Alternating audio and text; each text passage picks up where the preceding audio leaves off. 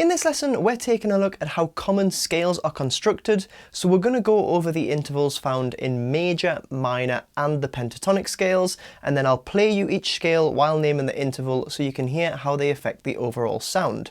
We're also going to dive into the meaning of relative major and minor, as this can be a really helpful thing to be aware of when learning and using scales. This is part of my intermediate theory course, which you can access via the link in the description. So far, we've looked at how intervals work and how to build common chords, so do check out those videos if you haven't already, but in this one, we're focusing on scales, so let's dive in. So we'll start with the major scale. This is probably the most important scale because it's used all the time and commonly referred back to when discussing more complex topics, so it's just great to have a good fundamental understanding of what it is. Now this is going to be the full 7-note major scale, the type of scale you might hear described as diatonic, which is different from the 5-note pentatonic version that we'll take a look at later on. So here's our full spectrum of intervals, and of these the major scale contains the root, the major second, the major third, perfect fourth, perfect fifth, major sixth and major seventh. And then the next step would take us to the octave of the root. So it's a very simple scale to learn as it contains just the major and perfect intervals. For example, in the key of C major, we'd simply have all the natural notes. So C would be the root, D would be the major second, E would be the major third, F would be the perfect fourth, G would be the perfect fifth, A would be the major sixth, and B would be the major seventh. However, if we take a look at the key of A major, we'd now have a few sharps involved. So as you can see, the major third has become a C sharp, and the 6th and 7th intervals have become F sharp and G sharp also. And to give you an example on guitar, we'll take a look at A major, which sounds like this.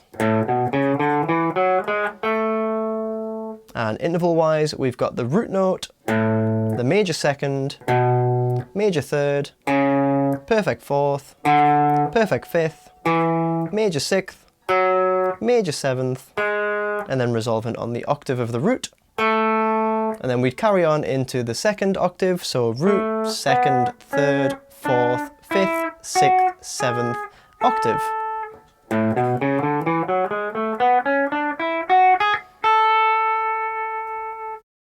You might also hear scales described in a linear fashion using a series of tones and semitones to show the distance from one note to the next, in which case for the major scale you'd have tone, tone, semitone, tone, tone, tone, semitone. Now overall in the long run I don't think this way is quite as beneficial as learning the proper interval names, but it can be good to know, especially if on guitar you're using the scale on just one string. Next we're going to take a look at the minor scale, and the first thing we have to do is sort out what it's called. So some people will just refer to it as the minor scale, however there are a few different types of minor scale, so it can be good to specify its full name, which is the natural minor. Now it also doubles up as the Aeolian mode, but I don't really want to go too deep into modes at this point, but it helps to know that this is one of them, and it's also one of those 7-note diatonic scales like the major scale is.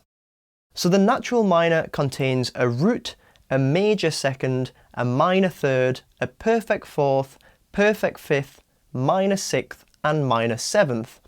So there are some similarities when compared to major. The root, perfect fourth and perfect fifth are obvious ones, but it still contains a major second even though it's a minor scale. So that major second isn't a mistake or anything, it just means that the minor scale starts with a tone movement also, but the important intervals to remember are the flattened 3rd, 6th and 7th, that's how you turn major into minor, and remember that the 3rd controls the overall tonality of a scale, so even if we adapted this scale and included a major 6th or major 7th, as is the case with other minor scales, they'd all still be fundamentally minor because of that minor 3rd. And to describe the minor scale in linear movements, that would be tone, semitone, tone, tone, semitone, tone, tone.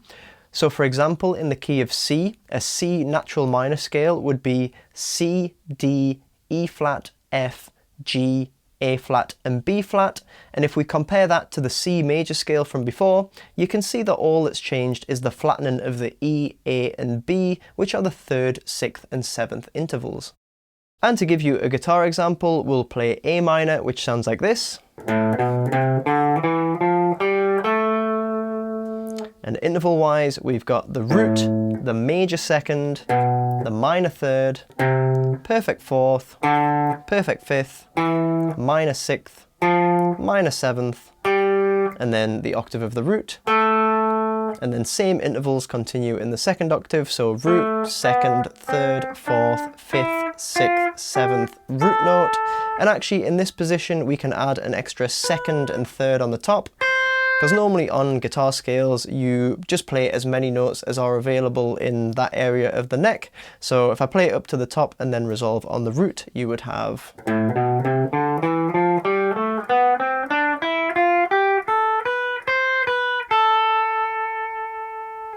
This is a good time to discuss the concept of relative major and minor. Now, relative major and minor is when a certain major scale and a certain minor scale have exactly the same notes, but we just class a different note as the root. For example, C major and A minor are relative major and minor because they both just contain the natural notes with no sharps or flats. So here we can see the C major scale written out in full with the scale degrees labelled, but if we take the final two notes, the A and B, and place them at the start instead, this has now become the A minor scale. And then we'd simply count the scale degrees from A instead, so that A, which was previously the 6th degree of the major scale, has now become the root of the minor. But all the intervals in each scale still correlate with the formulas we looked at earlier. The reason this works is because if we look at the linear scale movements of the major scale, we're just taking the tone and semitone steps from the end and moving them to the start. I often explain to students a good way to get your head around this is, rather than thinking of a scale having a specific start and end point, think of it instead like a conveyor belt where you can step on at different points. And in this case, if you step on at C, you'll get a C major, and if you step on at A, you'll get an A minor. To show you how this works on guitar, if I take the A minor scale that we used before and play it from A, obviously it's going to stay as an A minor, which sounds like this. But if instead I start from the C note, which is the 3rd note of the scale, then all of a sudden it becomes a C major. So if I play one after the other and reinforce the different root note, you should hear the difference in the tonality. So here's the A minor, starting from this note. And here's the C major, starting from this note. This is why it's important to practice scales from the correct root note, because you tend to hear the other notes in the scale in relation to the root, and that's what gives the scale its overall character. For example, in this case, either the bright and happy sound of major, or the more sad and serious sound of minor. Every major has a relative minor and vice versa, and the more you get into scales, the more of these you'll start to memorize, which definitely helps boost your knowledge and make scales easier to use. This is also how modes work. Now, with modes, we'd be able to class any note as the root, so we'd end up with 7 options in total, which all have a slightly different sound. Now, as I've said, I don't want to dive too far into modes right now, but it's helpful to know that that's how they work, and therefore, relative majors and minors are just modes of one another. So with that cleared up, let's take a look at some more scales. Now we're going to take a look at pentatonic scales. So as mentioned, pentatonics are a simplified 5-note version of the 7-note diatonic scales, so all we really have to look at are which intervals are removed from each scale to give us our major and minor pentatonics. So we'll start with major, and if you remember, the full major scale had all the major and perfect intervals. However, for the major pentatonic, we're simply going to remove the perfect 4th and major 7th, so that leaves us with our 5-note scale of a root note, major 2nd, major 3rd, perfect 5th, and major 6th, and then from there we jump to the octave of the root note. For example, in the key of C, we'd have C, D, E, skip the F, G, A, skip the B, and then jump straight to the next C. So just the C, D, E, G, and A give us our C major pentatonic scale. And in linear fashion, we'd have tone, tone, tone and a half, tone, tone and a half.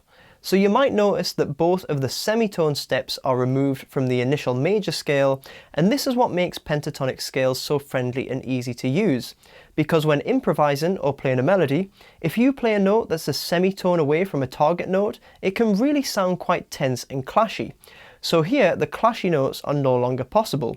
So you can essentially think of pentatonic scales as the diatonic scales with the risky notes removed. And on guitar, if we play the A major pentatonic, it'll sound like this. So that's root note, major second, major third, perfect fifth, major sixth, and then the root note again. And into the second octave, we've got the root, second, third, fifth, sixth, and root note again.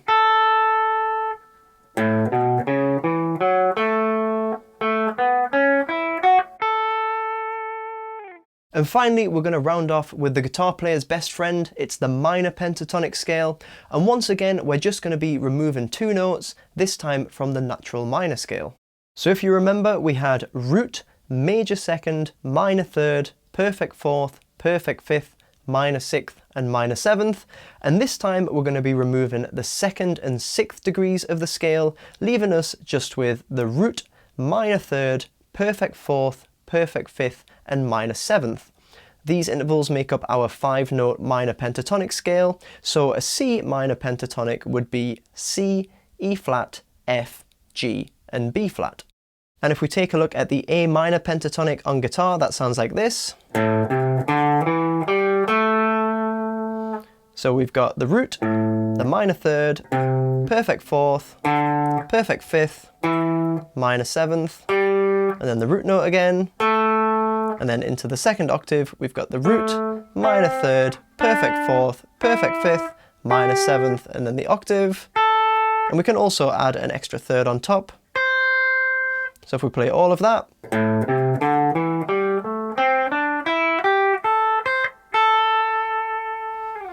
And if you want to dive a bit deeper into the minor pentatonic and learn all 5 positions and how to use them, then definitely check out my minor pentatonic course. I'll pop the link in the description below and in the video cards. Just a quick word on relative major and minor in terms of pentatonics. So these work exactly the same as they did in the diatonic scales. So C major pentatonic contains exactly the same notes as A minor pentatonic, as they've both had the F and B notes removed from their diatonic counterparts.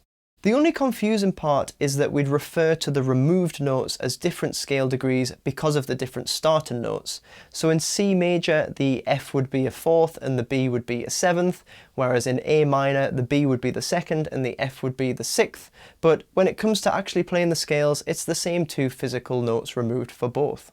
So hopefully that's helped you understand how these common scales are formed, and if you can get your head around the relative majors and minors as well, that can really save you a lot of time in the long run.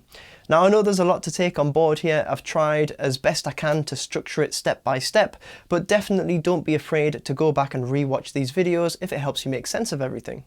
Now in this lesson, we've made a start on the major scale, but in the next lesson, we're going to look at how you can quickly find all the notes in any major key using the circle of fifths, which is a phrase that you might have heard thrown about in the music theory realm. Remember, you can access the full theory course via the link in the description, and you can also find my Patreon there as well, where you can download some extra resources. It can definitely help to see all these scales and intervals written out in full, so check that out if it helps. Be sure to subscribe for more content and give this video a like if you found it helpful, and I'll see you in the next one.